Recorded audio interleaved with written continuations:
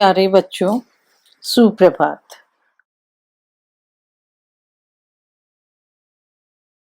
परिवार के सभी सदस्य अपने अपने ढंग से इलाज कराते हैं।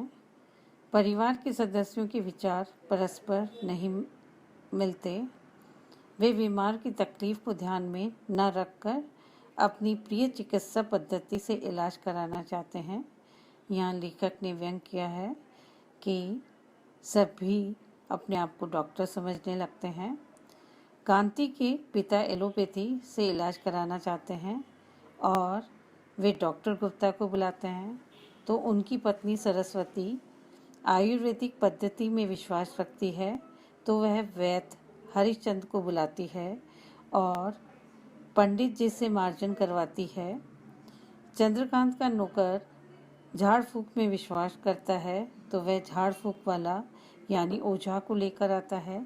इस प्रकार मेहमान को एलोपैथिक डॉक्टर की दवाई लेनी पड़ती है। दूसरी ओर वैद्य जी का काढ़ा भी पीना पड़ता है। एक और मंदिर के पुजारी उस पर जल छिड़कने आते हैं, तो दूसरी ओर होम्योपैथिक डॉक्टर की दवाई पर विश्वास करने को कहा जाता है।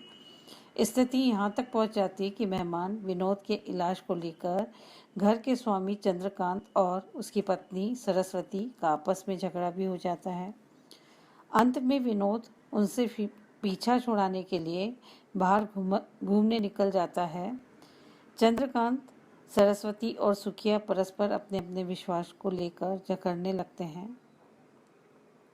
इस पर डॉक्टर नानकचंद कांति से कहते हैं, मुझे तो इस घर में सभी बीमार मालूम होते हैं।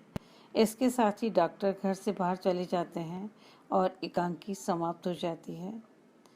इस प्रसंग से मनोरंजन होने के साथ साथ लोगों की विचित्र प्रवृत्तियों की ओर व्यंग्यपूर्ण संकेत भी लेखक ने किया है। भट्ट जी ने अपनी एकांकियों में पात्रों की मानसिक प्रवृत्तियों को दर्शाने का प्रयास किया। वास्तव में प्रस्तुतिकरण की यथार्थता पर ही उसकी प्रभावशीलता निर्भर करती है। समाज में रूढ़ियाँ, दुराग्रहों एवं मूर्ताओं को दूर करने में एकांकी की विशेष भूमिका होती है।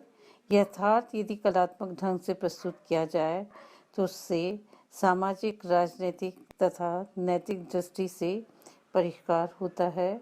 हास्य एकांकी का समस्या मूलक होना स्वाभाविक ही है और तभी वह मनोरंजन के साथ साथ वास्तविक स्थिति की ओर भी पाठक अथवा दर्शक का ध्यान आकर्षित करता है।